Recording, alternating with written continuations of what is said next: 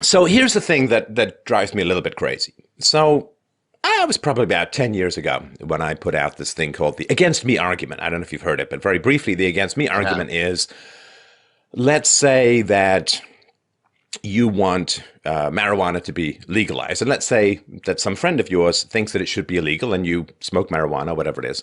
Well, the reality is that by wanting marijuana to be illegal, your friend is saying that you should be arrested at gunpoint and thrown into a cage where you may be raped because you want to smoke marijuana. That, and it's like, if somebody supports a law that puts you in harm's way, they are supporting the use of awesome, virtually infinite institutionalized violence against you.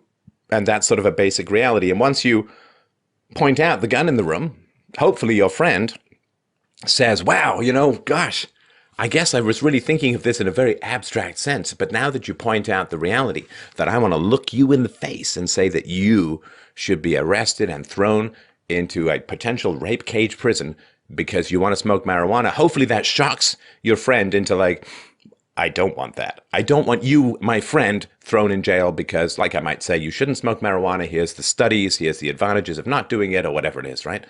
But you shouldn't be thrown into a cage. And that reality, that when someone supports a law that puts you in harm's way, the bringing that emotional reality to people, and at some point, sit there with your friend and reason with him and so on. But if he looks you in the eye and says, why, yes, I do believe that you should be thrown into a cage at gunpoint or potentially raped because you smoke marijuana, can you really consider that person your friend at that point? I mean, it's a very sort of real thing. I mean, you can, so